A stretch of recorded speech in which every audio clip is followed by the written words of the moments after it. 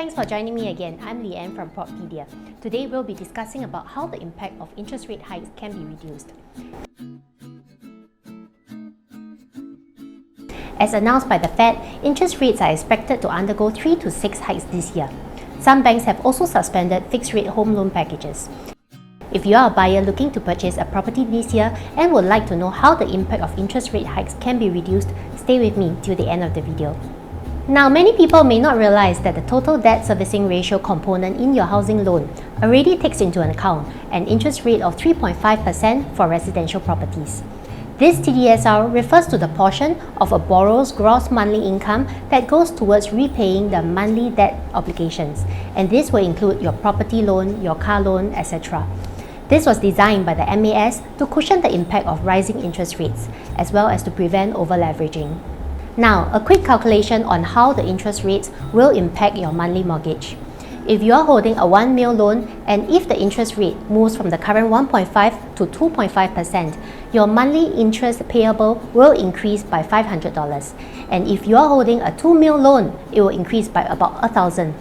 This is likely to impact mid-tier property buyers, and they may have to look at purchasing smaller units instead. Even with the news of impending interest hikes, the recent Piccadilly Grand launch still saw about 77% of their units being sold on launch day, and the 1 and 2 bedroom units fully sold. Investor confidence still seems to be optimistic. Why is this so? Before we go into how the impact of the hikes can be reduced, let us take a look at some historical data of interest rate hikes. This chart shows the PPI as well as the interest rates in Singapore.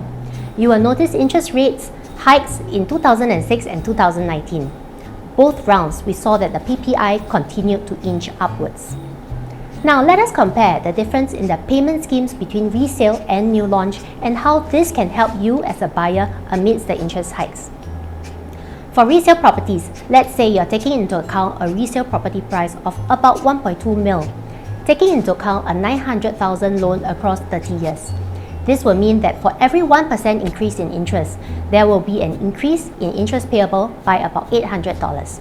And if the interest rate goes to about 3.5%, the increase in interest payable is about $1,006. This monthly repayment starts about 2 to 3 months after you exercise the option to purchase, and after a down payment of about $300,000 using cash and/or CPF. For new launches, the payment scheme works in a different manner, where payments are made via the progressive payment scheme. This means that after the initial down payment of 20%, the developer can only call for payment progressively after each of the different stages are completed. For example, if you are buying a new launch at its infancy, you will not need to pay for the foundation works until the foundation is complete. In other words, this also means that the payment increase is more gradual compared to a resale payment scheme. You will also find that for the same property price of 1.2 mil, due to this progressive payment scheme for new launches, the increase in interest is smaller due to the gradual loan disbursement.